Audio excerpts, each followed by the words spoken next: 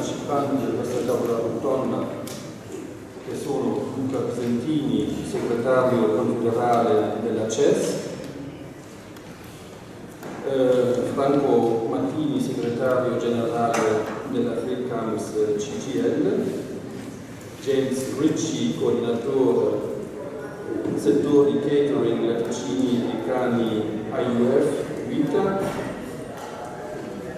Ayub Almendar, che è il presidente, no scusate, perché qui c'è Dennis che sostituisce Ayub, c'è Dennis che è già intervenuto ieri e che comunque rappresenta il sindacato gruppo COP-IS.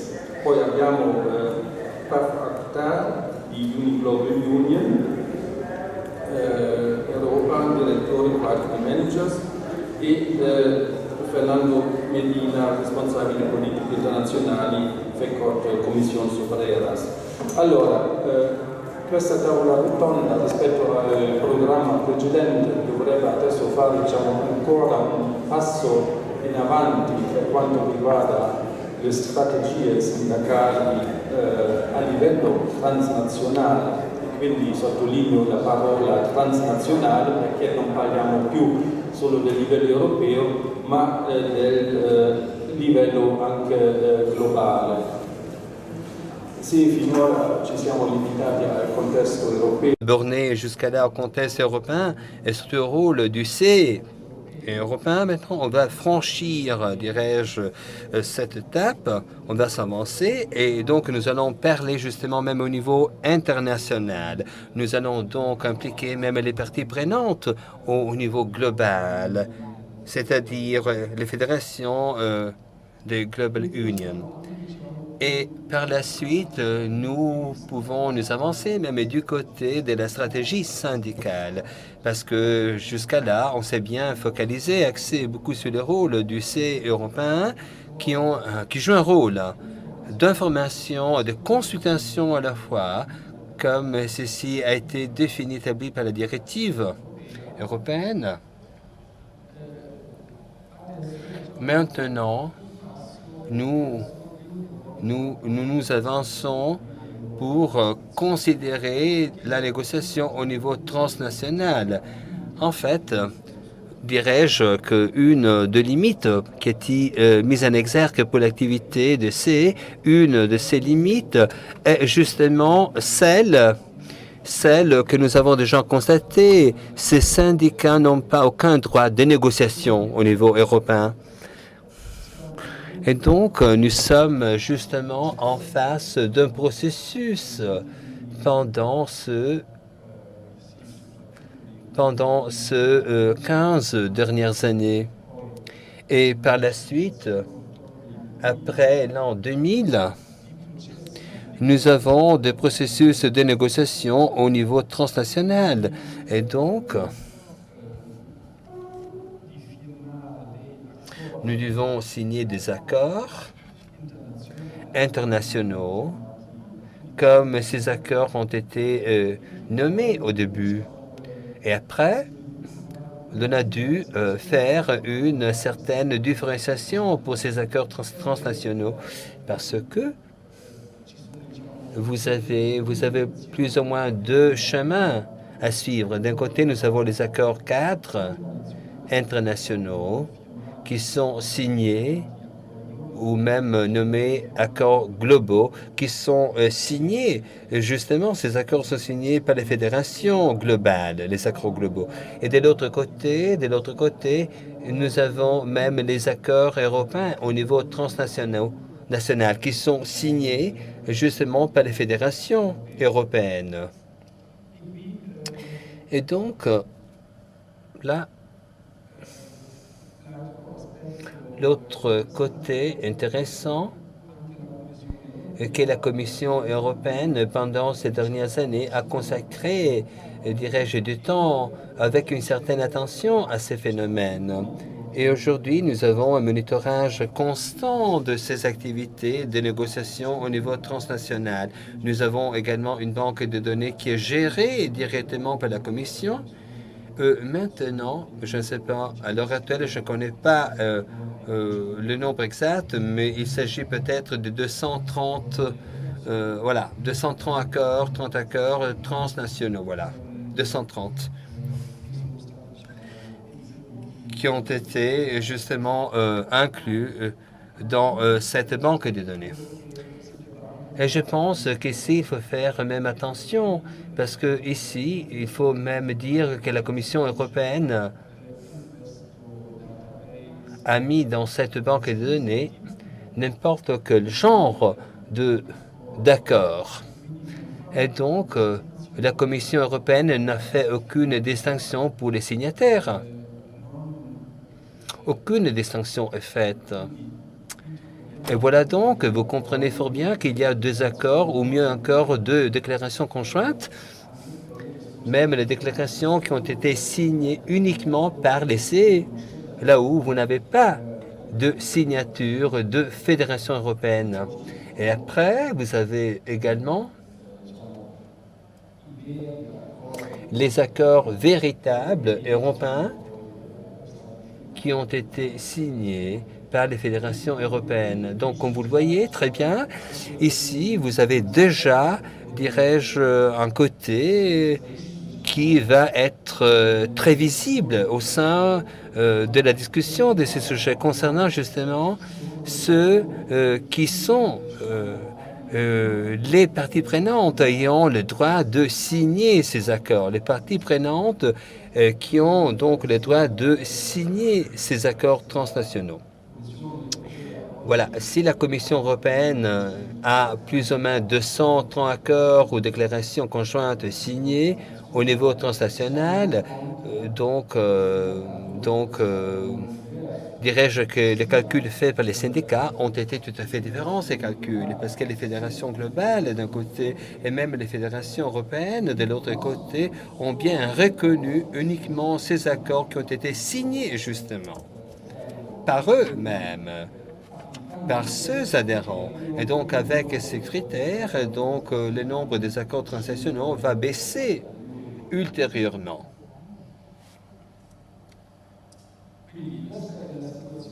Voilà donc la situation telle qu'elle. Et après, je voudrais donc mettre en exergue une autre différence importante en ce qui concerne l'activité des négociations au niveau transnational. Eh bien, pour les CE, les comités d'entreprise européens, en ce qui est de leurs activités, pour ces comités, nous avons donc une base légale au niveau européen. Voilà, donc c'est la directive européenne. Ce qui nous manque, c'est plutôt une base légale, malheureusement, pour une négociation au niveau transnational. Cela veut dire que tous ces processus de négociation au niveau transnational, tous ces processus se passent ou s'avèrent uniquement sur une base complètement volontaire.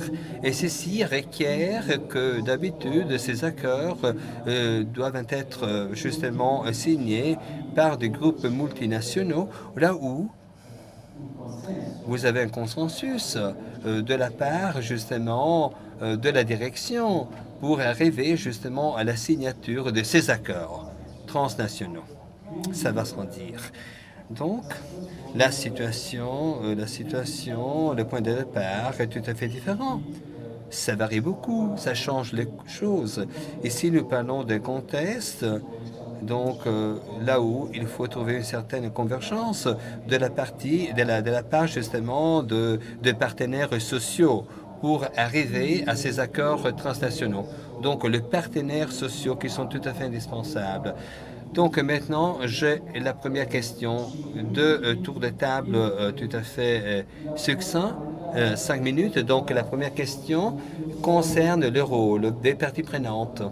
Et donc, j'ai déjà dit maintes fois que ici, vous avez même déjà de discussions en ce qui est des tâches à remplir dans ce processus. Donc, je voudrais demander, dirais-je à mes interlocuteurs, toujours en considérant la différence entre le niveau global et le niveau européen, Donc, je voudrais demander à ces collaborateurs quelles sont les parties prenantes et quel est le rôle à jouer par ces parties prenantes, leur contribution véritable pour arriver justement à la signature des accords ou d'accords, dirais-je, nationaux. Je voudrais partir avec James Ritchie, qui est le coordinateur de IUF-UITA.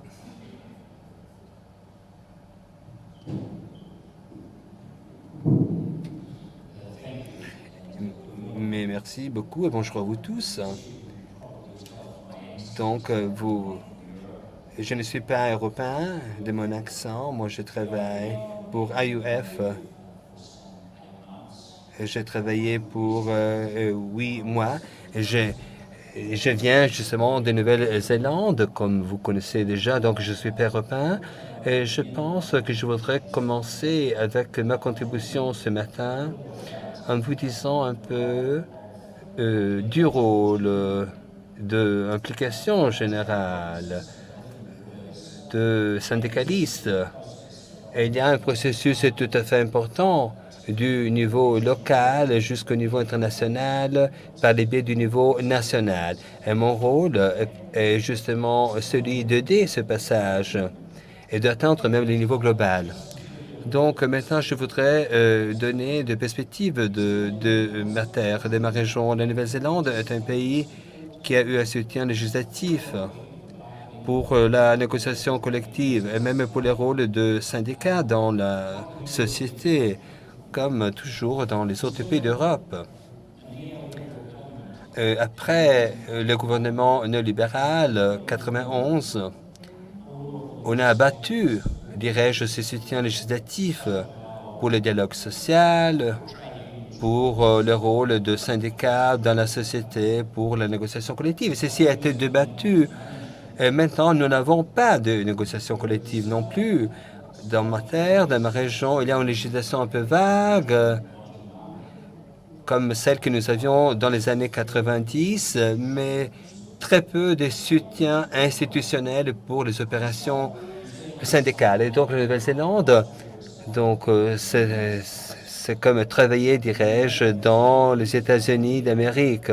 Et dirais-je que la densité a baissé de beaucoup de chiffres, dirais-je, de 50, même de 40 à 50%. Donc, il y a une baisse justement de la présence syndicale. Donc, sans le soutien des institutions et sans le soutien législatif, je pense que le rôle des syndicats sera toujours écrasé. Et donc, nous avons besoin justement du soutien de la Commission, du Parlement européen. Et sans ces soutiens, donc, on va faillir. Il est très important de se focaliser avec le rapport avec les employeurs. Donc, le CE, ce sont des institutions très importantes. Le dialogue social est très important. En Europe, nous sommes tout à fait heureux vous êtes heureux d'avoir ces soutiens législatifs, mais à cette époque d'austérité, après la crise, des crises profondes, ce que nous allons discuter avec les employeurs est d'une très grande importance. En fait, nous sommes dans un processus de dialogue social et l'Europe est dans un processus de dialogue social entre les syndicats et les employeurs. Donc, en soi, ceci ne sera pas suffisant pour convaincre 2 millions de chômeurs, de jeunes chômeurs en Europe. Donc, en ce qui concerne la coopération transnationale, je pense que les responsables de syndicats devraient s'engager directement au sein de cette discussion pour être là au sein de la négociation collective. Une chose très importante, nous devons mettre sur pied une structure pour promouvoir et protéger les droits des syndicats de façon telle que les travailleurs peuvent trouver justement la façon d'être présents au niveau des négociations collectives pour protéger les conditions de travail, même les salaires parce que nous savons qu'il y a des gens qui n'ont pas un poste de travail décent ou des gens qui sont tout à fait chômeurs. Et donc, ces gens ne peuvent pas être partie intégrante, dirais-je, de la communauté européenne au niveau de l'Europe, au niveau du monde entier. Donc, je pense qu'il faut justement s'engager personnellement avec les employeurs. Et ceci doit faire partie d'une structure stratégique, d'une stratégie qui est tout à fait focalisée sur les conditions et les salaires et les conditions de vie de ces travailleurs, de ces employés. Donc, il faut s'engager, parler directement avec la direction, qui est d'une importance vitale, mais pas, dirais-je, tellement important comme notre engagement personnel avec nos affiliés, parce que nos affiliés nous donneront justement les informations nécessaires pour aller discuter directement avec la direction, tâcher justement de gagner justement de cette confrontation et pour s'organiser d'une façon meilleure pour augmenter le mode de vie et même les niveaux de vie et de travail dans le monde entier. Merci. Merci beaucoup, James. Donc, je voudrais donc passer immédiatement la parole à Paf Akhtar, Uniglobal Union. Paf Akhtar. Good morning, good morning. Bonjour, bonjour. J'étais donc en anglais et même en français. Donc, je travaille en Suisse, mais je vis en France. Mais je suis britannique à l'origine, donc je suis tout à fait un travailleur européen, suisse, français, britannique. Je travaille avec les professionnels, avec les directeurs surtout. Mais aujourd'hui, je voudrais vous parler justement du travail de UNI au niveau global, mais même au niveau européen. Il est très important, comme James vient de nous dire, je suis tout à fait d'accord avec James Ritchie, il est très important ce qu'il nous a dit. Donc, je voudrais donc ajouter à cette discussion ce que Global Union fait au niveau global et même au niveau régional, ce que nous pouvons faire pour soutenir justement le travail de nos affiliés au niveau national et même au niveau local. La première chose est la suivante. Dans notre syndicat, nous avons une stratégie justement de passage, justement d'innovation. Nous devons justement créer une certaine responsabilité et donc même soutenir les pouvoirs des travailleurs qui a baissé avec l'influence des employeurs. Et par conséquent, nous devons justement faire quelque chose pour faire en sorte que les travailleurs auront beaucoup de droits, même combattre, dirais-je, les travails précaires et même faire face justement à la baisse des salaires. Et ceci va coïncider avec des preuves entre 90 et 2000. Et dans des pays de l'OCDE, 17 sur 45, donc le fait d'avoir des accords signés, donc ces accords ont vraiment baissé et donc la négociation collective a baissé ultérieurement. Donc c'est une crise pour les syndicats, nous savons fort bien. Et la réponse à tout cela, c'est-à-dire que nous devons tâcher de comprendre et même tâcher de répondre à cette situation problématique. Donc, le rôle du gouvernement est tout à fait, dirais-je, très important. Donc, le gouvernement a réduit donc la loi du travail et donc les employeurs ne considèrent pas le travail des syndicats et ils disent que les syndicats ne sont pas tellement puissants. Donc, les syndicats ne représentent pas une menace dans les marchés du travail global. 11% de la force de travail est affiliée à un syndicat, donc il est facile de comprendre que les employeurs ont une certaine facilité à ignorer le rôle important des syndicats. Voilà, ceci a un impact tout à fait véritable sur les syndicats au niveau global, même au niveau régional et national. Et UNI, donc, a un rôle tout à fait potentiel pour soutenir la création de ces pouvoirs avec nos affiliés. Mais le point de départ est tout à fait critique. Il faut s'organiser pour assurer des postes de travail tout à fait certains avec la justice. C'est notre point de départ. Ce que nous avons constaté dans notre expérience en ce qui concerne les accords multinationaux, c'est que nous avons constaté donc nous avons atteint justement de très bons résultats. Nous avons travaillé avec beaucoup d'essais plus ou moins 50. Nous avons mis ensemble nos affiliés. Nous avons donné à nos affiliés la possibilité de partager. Le partage de l'info, quelles sont les pratiques et quelles sont les activités qui marchent, celles qui ne marchent pas. Et nous devons utiliser nos accords globaux pour réduire justement les craintes, la peur de travailler dans un poste, dans un lieu de travail qui ne vous donne pas la possibilité de vous organiser du côté syndical et du côté de vos droits de travailleurs. Mais le temps nous presse, donc j'ai beaucoup de choses à vous dire. Mais nous devons dirais-je, mettre sur le tapis une stratégie efficace. On peut parler uniquement d'accord global qui dépend uniquement de la volonté des employeurs. Nous avons besoin d'être convaincus et la société doit être convaincue pour arriver justement à un accord transnational. Il faut exercer justement un contrôle de plusieurs sources. Donc nous travaillons dans une société qui n'est pas isolée, qui doit être toujours reliée avec les lieux de travail. Si nous sommes tout seuls, parfois, nous ne pouvons pas inspirer nos travailleurs. Il faut avoir une bonne stratégie là-dessus. Si vous n'avez pas de bonne stratégie conçue pour gagner, alors, évidemment, vous n'aurez pas la chance de rapporter un bon succès. Mais la stratégie que nous avons maintenant n'est pas, dirais-je, impeccable, donc il faut l'améliorer. Donc, nous avons même mené des campagnes pour une bonne planification, des campagnes syndicales qui doivent être bien organisées. Donc, s'il y a des requêtes des employeurs, vous avez besoin d'avoir, dirais-je, 50% plus 1 pour avoir une reconnaissance générale. Et je pense que nous devons donc aborder ce sujet de façon différente. Donc, il faut changer ce genre de constat. Je pense que le changement est tout à fait important, même au niveau national. Il faut motiver les travailleurs, les employés à s'organiser, dirais-je, en groupe plus fort. Donc, les syndicats doivent être flexibles pour répondre justement aux besoins.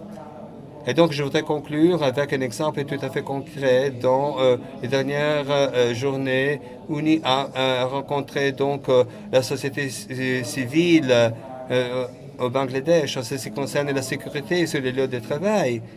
Donc, ceci s'est passé, dirais-je, en 15 jours. Et la raison était la suivante.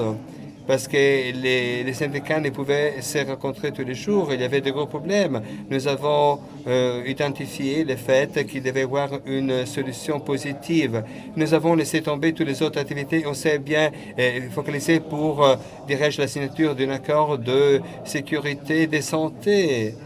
Et donc, ceci, c'est donc la base pour construire, si vous voulez, une base beaucoup plus forte, même dans d'autres sessions. Et ce modèle, je pense, sera un modèle qui peut fonctionner même dans le contexte multinational. Merci, Paf.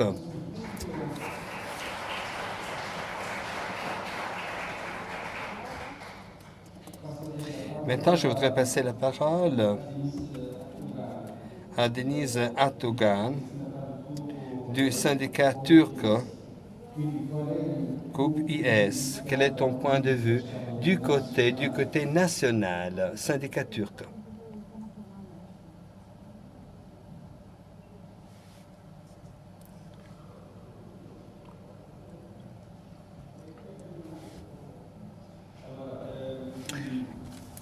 Donc, je voudrais donc passer au niveau européen et du côté de relations industrielles. Nous avons déjà un contexte mieux structuré.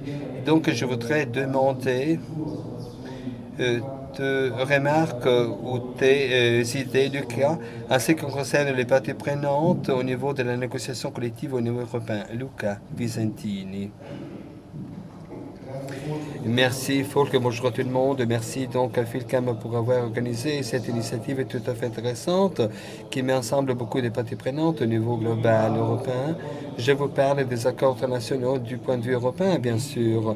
Donc, je ne veux pas dire que je suis contre les collègues qui doivent gérer ces accords au niveau global, parce que nous avons une difficulté à les gérer au niveau global et même au niveau européen. Cependant, dirais-je, ces accords sont les seuls outils que nous avons à l'heure actuelle, un mouvement syndical pour tâcher donc d'affronter les problèmes de la mondialisation et pour tâcher également de bloquer, si possible, des initiatives ressortissantes de multinationales dont le but est celui de faire baisser les conditions de travail des travailleurs et même en général dans le marché du travail global. Et donc ces accords, en même temps, sont une grande opportunité, mais même une grande difficulté. Le mouvement syndical en Europe, donc, s'est occupé très tard de ces accords d'une façon tout à fait préoccupée, parce que comme ceci a été dit dans la première partie de la discussion ce matin, donc le seul élément de véritable discussion, c'était la présence de ces au sein des multinationales en Europe.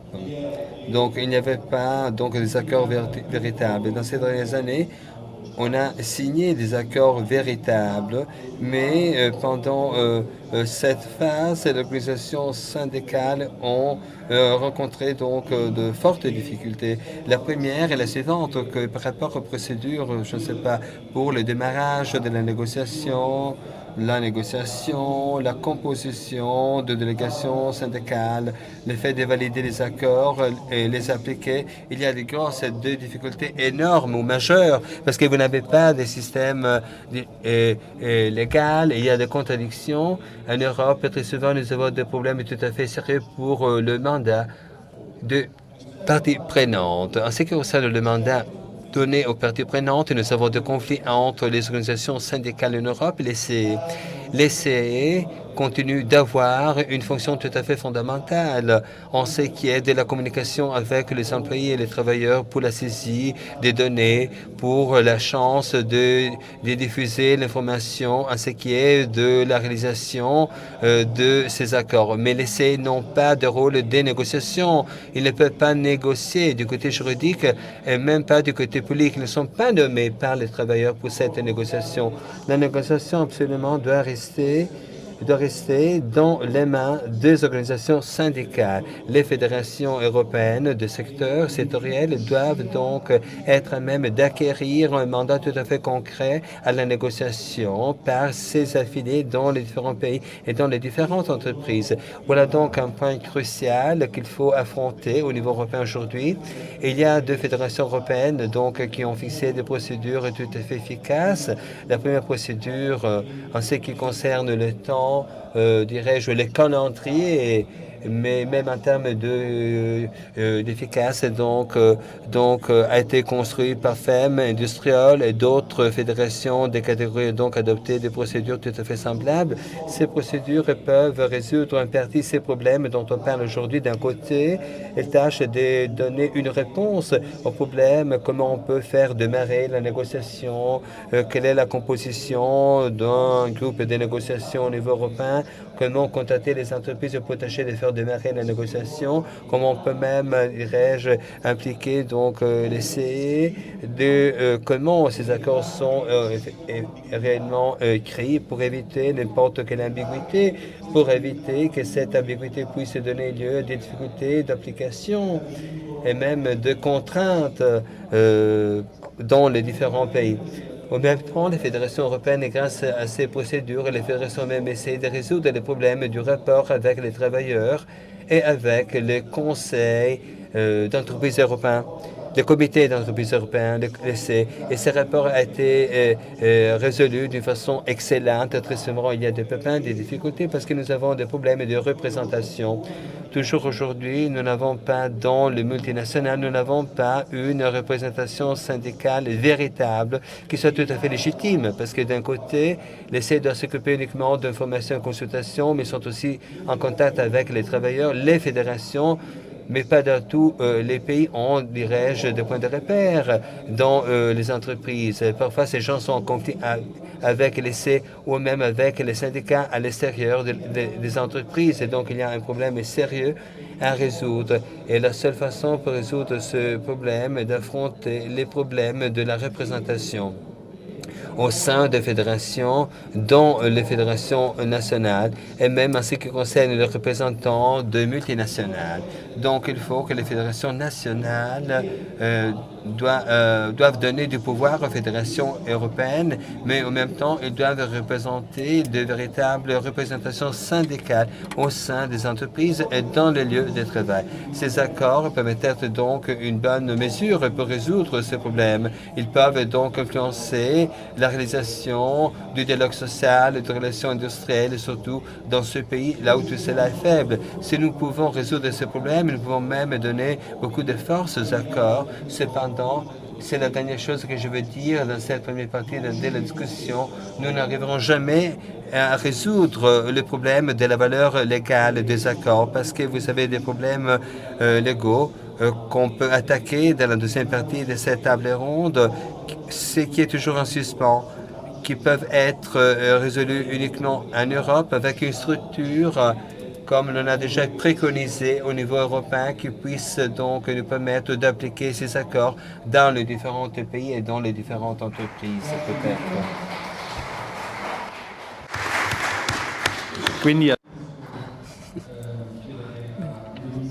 Bon, maintenant, je vais demander à Denis de faire son exposé du point de vue national.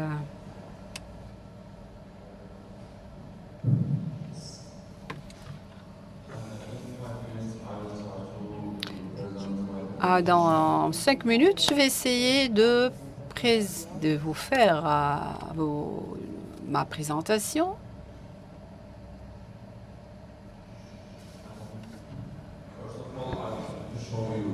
Alors, tout d'abord, je voudrais vous montrer quelle est la situation générale dans la vie de travailleurs en Turquie. Ensuite, je voudrais aussi parler des alliances.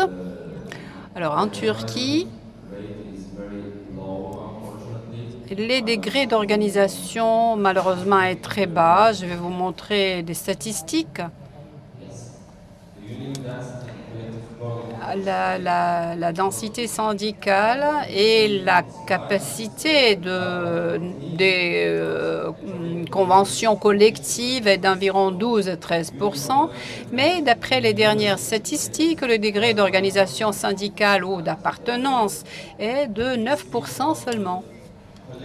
Donc, si on parle des négociations et on parle de conventions collectives, on a seulement 6 %. Dans le secteur privé, le niveau est de 3 %. Dans le secteur commercial, seulement 1 %. Donc, on peut continuer à diminuer et diminuer encore. C'est pour ça qu'on a besoin d'alliances. C'est pour ça parce que le degré d'organisation syndicale en Turquie est très bas et aussi... je voudrais parler aussi des difficultés d'organisation pour les syndicats. Donc, tout d'abord, les employeurs utilisent des tactiques différentes pour décourager la syndicalisation, y compris les menaces et les obstacles qu'on peut mettre en place. Les obstacles qu'on met devant le membre du syndicat. Il y a beaucoup de travailleurs qui sont licenciés à cause de ça. Et donc, d'après la Confédération turque, chaque année, 10 000 travailleurs perdent leur place, leur poste de travail parce qu'ils appartiennent à un syndicat. Donc, à cause de ça, notre organisation est assez difficile et c'est pour ça qu'on a besoin de créer des alliances. Le troisième point, ce sont les procédures légales. Disons qu'en Turquie, c'est très difficile. On a des seuils. Tout d'abord, au niveau du secteur, il faut arriver au moins 3 %. Dans notre secteur commercial, nous avons 3,5 millions de travailleurs. Il faudrait au moins arriver à 3 %, donc 75 000 membres organisés.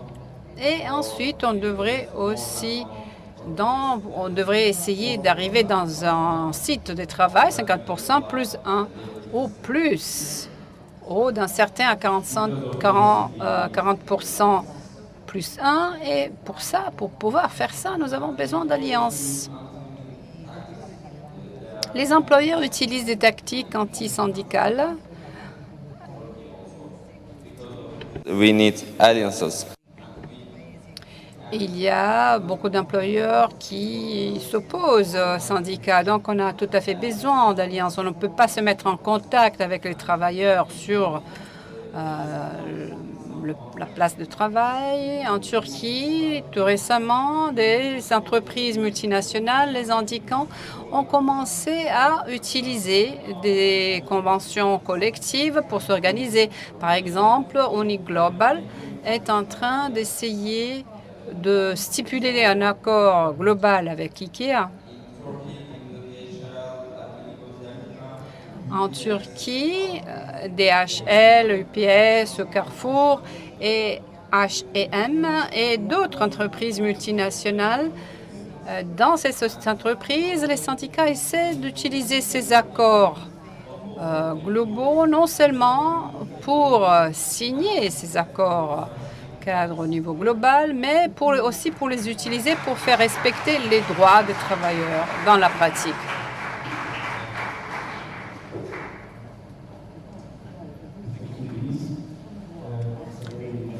Merci, Denis. Maintenant, c'est Franco Martini qui va parler. Alors, ça, c'est le premier... disons, information synthétique, comment donner. Dans la deuxième partie, on va achever notre travail. On a fait quelques timides expériences en parlant de ce qu'on vient de mentionner. IKEA, HP, Sodexo, ce sont des entreprises où on a essayé de remonter les effets d'un accord international pour intervenir sur les conditions de travail et sur les droits, aussi dans les autres pays. Mais il faut être honnête, parce qu'on est là et il faut parler, il faut dire la vérité, comme disait Bruno tout à l'heure. Nous, quand nous sommes en face du géant multinational, on fait peu de choses, on peut que rigoler. Et Juliana Mesina, comme elle a dit tout à l'heure, elle parlait de vitesse. Donc notre rythme, notre vitesse de marche est énormément éloignée de la vitesse avec laquelle les entreprises multinationales sont en train de se confronter avec les défis actuels.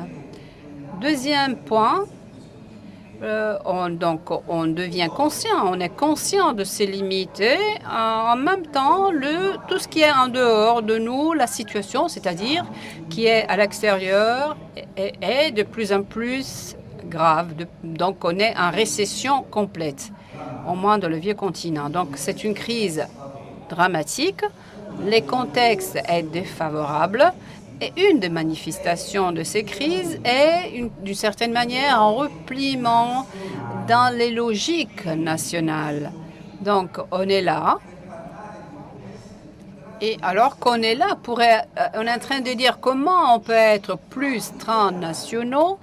En effet, la crise nous oblige à rentrer dans une sorte de défense nationale. Donc la crise a aussi un autre effet, comme on parle d'accord ici. En Italie, et je crois aussi dans le reste de l'Europe, il est de plus en plus difficile de signer une convention. Mais surtout, il est de plus en plus difficile de signer des accords ou des conventions et de le faire respecter, parce qu'il n'est pas suffisant de les signer. Il faut que ces accords soient respectés. Donc, quelle est la situation? Je vous fais un exemple. C'est comme celui qui doit sauter en haut. Vous avez une tige, il y a plusieurs tentatives. La première à 3 mètres, bon, je la descends. Deuxième tentative, je la descends encore une fois. Vous savez très bien que la dernière tentative de 2 mètres, on la ramène jusqu'à 2,10 m, 2,15 m. Donc, on devrait faire plus que ce qu'on a fait jusqu'à présent. Donc, troisième considération finale du premier cablegram. Il faut être très honnête. On est en train de parler de parties prenantes. Le premier, c'est les syndicats. Il faut modifier l'ordre du jour des centrales syndicales internationales. Parce que leur ordre du jour, donc des organisations syndicales internationales, fédérations européennes ou internationales, est déphasé par rapport à ce qui se passe dans la réalité.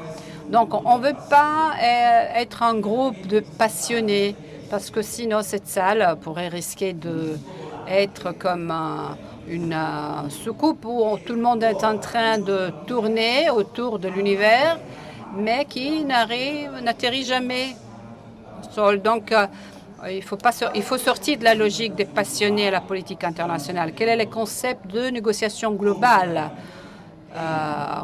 dont on peut discuter de manière concrète à l'intérieur du syndicat? Quel est le concept de représentation et de cession des titularités? Parce que les lois, qui est-ce qui rédige les lois?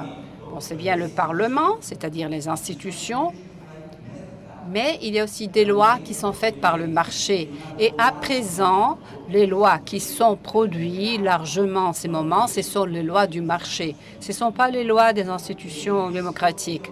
Et pour ça, je sens vraiment le besoin de récupérer la capacité d'être protagoniste pour le syndicat dans sa relation avec les institutions européennes, et non seulement européennes. C'est ça la limite essentielle, fondamentale, parce qu'en Europe, la crise de l'Europe n'est pas encore en train d'accompagner les gouvernements européens pour remettre en question la politique de l'austérité, comme on a dit tout à l'heure, au lieu de la politique de la croissance et du développement. Mais nous, en tant que syndicats, est-ce qu'on est en train de négocier avec la politique? Voilà, ça c'est mon point.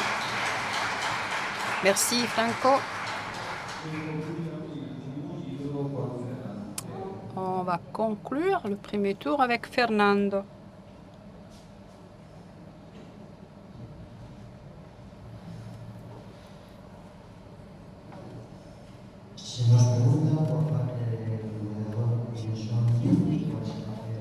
Alors, les modérateurs nous demandent quel est le rôle de parties prenantes, c'est-à-dire de gens, des acteurs dans les alliances syndicales et les accords globaux. Je crois que la réponse est assez simple. L'acteur principal au niveau européen et au niveau international ne peut être que la Fédération syndicale internationale dans ce contexte. Il n'est pas possible de construire une alliance syndicale sans avoir une organisation syndicale correspondante et qui participe. Bien évidemment, ce n'est pas facile. Il faut passer d'un syndicalisme de coordination, parce que beaucoup d'organisations syndicales en Europe et au niveau global font ces types d'activités et ils font ce type de syndicalisme. Il faut passer en syndicalisme de proposition, il faut changer l'ordre du jour au niveau international. Et pour dire ce qu'on a dit des autres rapporteurs, lorsqu'on parle de comité d'entreprise européen, ce n'est pas facile parce que ça concerne aussi les plans institutionnels. Et il y a des directives, il y a des réglementations et nous devons agir dans ces contextes. Lorsqu'on parle d'accords internationaux et d'alliances transnationales, on parle de quelque chose de volontaire. Donc, on a besoin de la volonté, des initiatives du syndicat qui peuvent nous permettre d'être reconnus au niveau national et à négocier aussi ce qu'on avait décidé parmi les membres de l'Alliance nationale. Et ceci ne peut pas être fait d'une manière différente parce que si l'objectif principal n'est pas la négociation, on n'obtient pas, on n'atteint pas de résultats. On peut avoir de l'information, mais on n'obtient pas de résultats. Des observations pour conclure, il n'est pas facile. Comme j'ai dit tout à l'heure, il faut construire, il faut faire un véritable discours transnational et qui n'est pas le résultat de tous les discours transnationaux. Et comme au niveau national, les syndicats représentent l'intégration de plusieurs intérêts, au niveau transnational, doit aussi intégrer les intérêts des différents pays. Et ce n'est pas facile. Mais c'est ça le défi. Donc, lorsqu'on construit ces alliances, lorsqu'on discute d'accords internationaux avec les entreprises, on a besoin de disposer d'une série d'outils, pas nécessairement dans cet ordre. On a besoin d'objectifs clairs. On a besoin de négocier un accord cadre international sur les politiques de responsabilité sociale. Qu'est-ce qu'on doit faire? Il faut construire un programme pour développer ces objectifs. Il faut former les membres de ces alliances et des organisations internationales et aussi des associations affiliées nationales. Il faut intégrer au niveau national ces discours transnationaux dont on a parlé tout à l'heure. Donc, il n'est pas possible que les aspects internationaux représentent quelque chose de différent ou de complémentaire dans la négociation syndicale, mais ils doivent s'intégrer à la négociation elle-même et avec tous ces outils, en agissant de cette manière, on pourra certainement obtenir des résultats. Et c'est ça, je pense que c'est comme ça qu'il faudra agir. Merci, Fernando.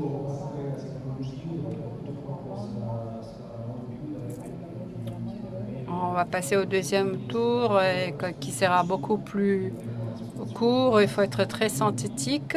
Chacun a 3 minutes à disposition maximum. Et ma question pour le deuxième tour est la suivante. Pour ces accords transnationaux, est-ce qu'ils ont un impact concret au niveau des entreprises? Parce qu'on sait que souvent ces accords transnationaux, surtout de la part de la direction, sont considérés comme un élément de la stratégie de la responsabilité sociale. Et souvent, bon, on peut dire que ce sont des actions tout simplement au niveau de relations extérieures. Donc, voilà la question. Quel est l'impact concret de ces accords transnationaux? Et cette fois-ci aussi, je vais commencer avec par James Ritchie.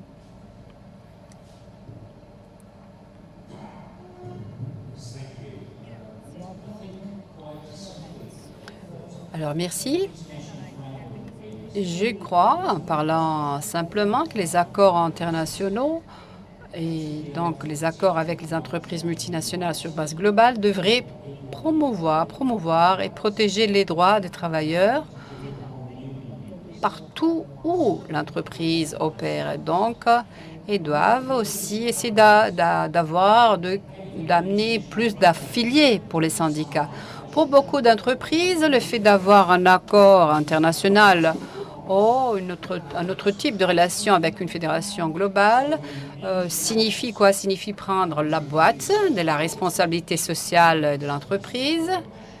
Et donc, et on lui demande, oh oui, à l'organisation syndicale, oui, on a des relations, d'accord, on a des rapports avec les syndicats au niveau international et ils disent ça, mais pour eux, c'est un point d'arrivée. Pour nous, c'est un point de départ. C'est-à-dire avoir la possibilité de résoudre d'arranger les différends, par exemple, au niveau, par exemple, pour avoir aussi les respects, faire en sorte que les droits des travailleurs soient respectés. Nous, on parle avec le siège de l'entreprise et on dit, voilà, on a un problème, le travailleur n'arrive pas à exercer ses droits. Mais récemment, dans les 12-13 derniers mois, on a par exemple signé un accord cadre avec Sodexo. C'est une entreprise de catering au niveau mondial. Et dans cet accord cadre, on affirme non seulement que les travailleurs ont des droits, mais on établit aussi les processus à travers lesquels les travailleurs peuvent accéder aux syndicats et avoir une convention collective. Et l'entreprise était vraiment choquée parce que là, compris qu'on voulait s'organiser et accorder ces mêmes droits à ces travailleurs en Inde, par exemple. Sodexo a une grande groupe de travail en Inde et les syndicats n'ont pas, l'entreprise n'a pas entendu parler de l'accord qui a été signé à Paris, mais à moins de donner la possibilité aux travailleurs de négocier négocier leur salaire et d'améliorer leurs conditions de vie, l'accord de cadre serait une perte de temps. Mais si cet accord facilite l'accès des travailleurs à la négociation, en négociation et à la convention collective, ça c'est un sujet extrêmement important. Disons, c'est un but, mais ce n'est pas un but pour ce qui est de la Fédération internationale. Quel est l'impact concret de ces accords? Je crois que l'impact de ce type d'accord peut être très important. La première chose qu'on peut remarquer, est que lorsqu'on signe cet accord au niveau global, l'objectif primaire de l'accord global est de créer un espace sûr pour faire en sorte que les syndicats commencent à organiser les travailleurs. Voilà, ça c'est le facteur le plus important, c'est-à-dire créer un espace où les travailleurs puissent s'organiser dans les syndicats sans avoir peur, ne pas être menacés. Parce que même si dans beaucoup de pays, il y a beaucoup de lois, c'est ça le risque. Deuxième point, je crois je voudrais dire qu'on trouve de plus en plus de difficultés, même au niveau européen, pour signer des accords multinationaux avec les entreprises. Et une des raisons de ceci est, comme il s'est passé tout récemment avec le secteur, par exemple, de vêtements, etc., textiles.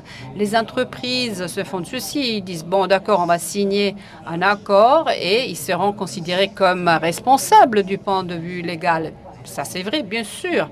C'est-à-dire faire en sorte que les entreprises soient responsables juridiquement, c'est-à-dire s'ils ne respectent pas les droits, par exemple, de s'organiser dans des syndicats, c'est ça le risque.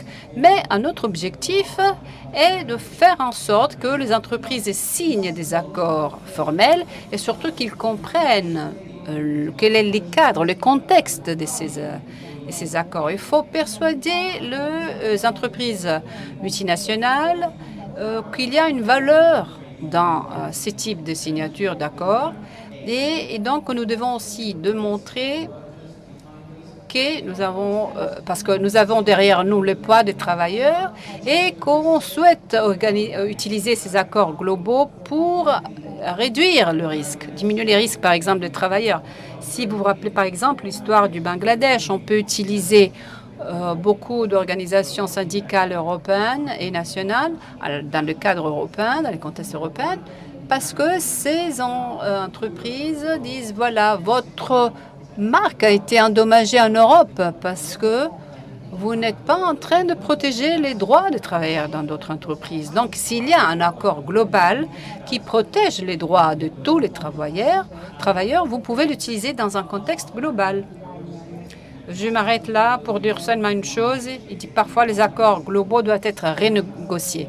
On l'a fait avec Securitas et Carrefour parce que parfois, ces accords, si ces accords ne sont pas efficaces, il faut avoir le courage de dire, bon, il ne marche pas, ça ne marche pas, il faut le réviser et il faut réécrire cet accord. Et c'est ça qu'on a fait avec Securitas et Carrefour récemment. Alors, merci.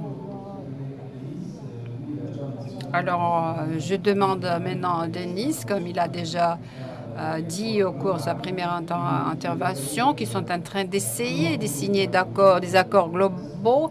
Et donc, la demande, ma question, est-ce que ça a eu un impact? Bon, je peux dire que dans certaines entreprises, qui ont signé des accords globaux, tout ça a été très utile du point de vue de leur contribution, des actions entre les syndicats et les entreprises. Je peux vous faire un exemple. Pour la Turquie, par exemple, l'Alliance Carrefour a utilisé les syndicats à organiser d'autres entreprises au niveau national. Donc, ces types de contributions dans certaines entreprises, par exemple, ces accords cadres globaux n'existent pas toutefois. Et donc, la direction locale ne les reconnaît pas. Je peux vous faire l'exemple, par exemple, de H&M, qui a un accord global avec Audi, mais qui ne respecte pas les syndicats, les travailleurs ne peuvent pas s'organiser en Turquie. Et Securitas, comme j'ai dit tout à l'heure, ils ont aussi signé des accords globaux pour ce qui est de Securitas. Par exemple, il y a des questionnaires lorsqu'ils ont leur interview pour être embauchés. Normalement, la question qui est posée, est-ce que tu es associé, tu fais partie d'un syndicat? DHL, par exemple, a signé un accord avec ONI. C'est un accord cadre global et donc je pense que dans ces cas-là, l'accord cadre global est utile. Donc, c'était des observations, de remarques assez critiques. Je demande à Luca de nous dire quelle est la situation du point de vue européen. Franco Martini disait souvent qu'on chatouille les entreprises multinationales, et ça c'est vrai. Mais on peut dire aussi qu'il y a des situations différentes. On a eu un séminaire par exemple en Pologne il y a quelques semaines, et nos collègues polonais nous ont montré deux cas très différents. Le cas Volkswagen, où après beaucoup de difficultés, les syndicats polonais ont été capables de faire appliquer à Volkswagen le même critère, pas exactement les mêmes conditions, mais le même critère de conduite de travail, par exemple, qu'on applique en Allemagne. De l'autre côté, l'exemple, par exemple, d'entreprises dans le secteur de la télécommunication où, malgré l'existence d'accords internationaux européens, ces accords ne sont pas mis en place localement. Et ceci dépend aussi dépend de la force du syndicat. Et cette force change d'un pays à l'autre et aussi à l'intérieur du même pays, suivant les secteurs. Donc, les deux choses qu'on doit faire, moi je parle au niveau européen, pour essayer de résoudre ces problèmes et pour exploiter au maximum les potentialités de ces accords, c'est-à-dire de faire quelque chose de plus que chatouiller les entreprises multinationales, c'est renforcer notre capacité de négociation collective et d'application des accords. Et la seule manière pour faire ça est faire en sorte que les fédérations nationales essayent de plus en plus de renforcer la représentation dans les entreprises multinationales et aussi donner un mandat clair, bien précis aux fédérations internationales, parce qu'autrement, les fédérations européennes internationales n'ont aucune capacité d'influencer ces processus. Donc, ces nationalismes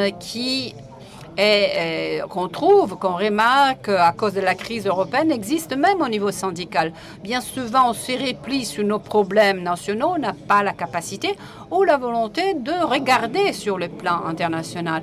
L'autre élément que nous, au moins au niveau européen, nous avons besoin d'un contexte juridique pour que ces accords soient appliqués dans tous les pays. On est en train de développer, avec l'autorisation des fédérations européennes, pour essayer d'arriver à ces cadres juridiques. Vous devez savoir que les employeurs ne veulent pas construire un cadre optionnel au niveau européen. Donc, la seule possibilité que nous avons est d'agir sur le Parlement européen et aussi sur les gouvernements nationaux et sur les entreprises multinationales et sur leurs organisations du secteur des entrepreneurs. Parce que si on parle avec Business Union, on n'aura aucune possibilité d'atteindre un accord, ça, j'ai conclu, votre rôle en tant qu'organisation syndicale des secteurs est essentiel parce que vous pouvez influencer la position des organisations sectorielles des entrepreneurs, mais aussi les positions de gouvernements respectifs dans cette discussion européenne, parce que la discussion pour les syndicats ne peut pas être résolue toute seule. Il faut que ce soit à partir du bas, c'est-à-dire des pays, des entreprises, des organisations nationales, on puisse avoir un élan pour vraiment réaliser, faire un changement réel dans ces secteurs. Je vais donner donc la parole. Je vais ajouter seulement 2 choses et je partage complètement ce qu'il a dit. Alors, premier ingrédient supplémentaire, la valeur de la négociation globale, les accords transnationaux, doit d'abord entrer dans la tête de nos organisations, donc dans la tête du syndicat. Nous avons besoin de contamination, de connaissances, de nous influencer l'un l'autre, de travailler, de nous échanger. Donc, il faut être conscient de la valeur de cette dimension. Donc, en premier lieu, c'est une opération culturelle, de culture syndicale qui doit être réalisée. Voilà pourquoi ce type de projet est un projet d'intervention plus global, de formation syndicale est essentiel. Deuxième point, c'est l'expérimentation. Vous avez dit que la Commission a compté 230 accords. On ne sait pas quel est le nombre exact. Comme Luc a parlé aussi de quelques expériences positives, il faut identifier 2, 3, 4 cas supplémentaires. Et sur ces cas, il faut commencer à expérimenter. C'est-à-dire comment on avance, comment on construit l'accord, comment on le gère, comment il vit dans les différents pays, pour raisonner, pour réfléchir sur les résultats de l'expérimentation. Sous un même titre, pour nous, l'entreprise multinationale doit être une entreprise qui est fondée sur la liberté syndicale, c'est-à-dire sur le droit de chaque travailleur, de chaque travailleuse de se reconnaître et de se faire représenter par un syndicat. Ça, c'est l'article 1 de tout accord qui devrait être signé.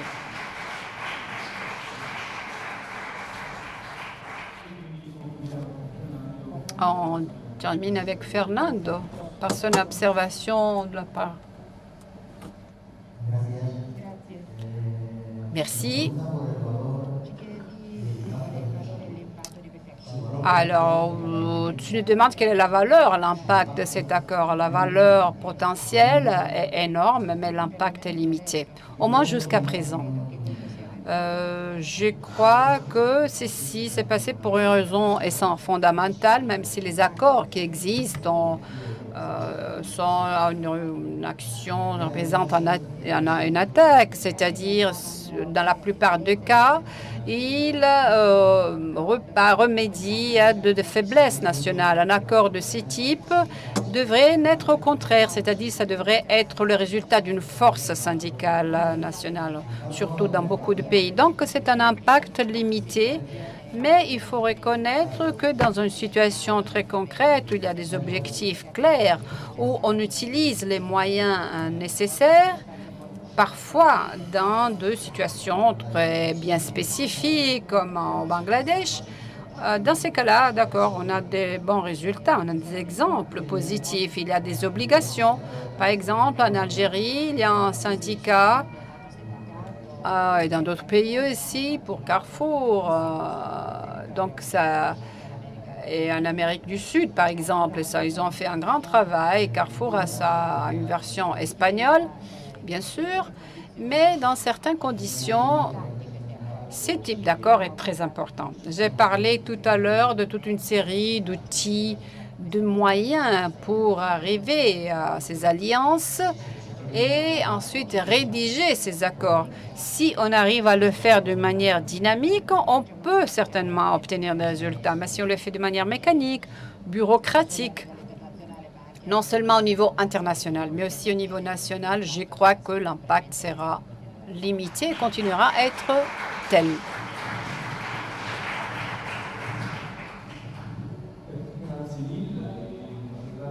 Alors, merci vraiment beaucoup. Je remercie énormément tous les rapporteurs pour avoir été si disciplinés et pour avoir respecté les temps.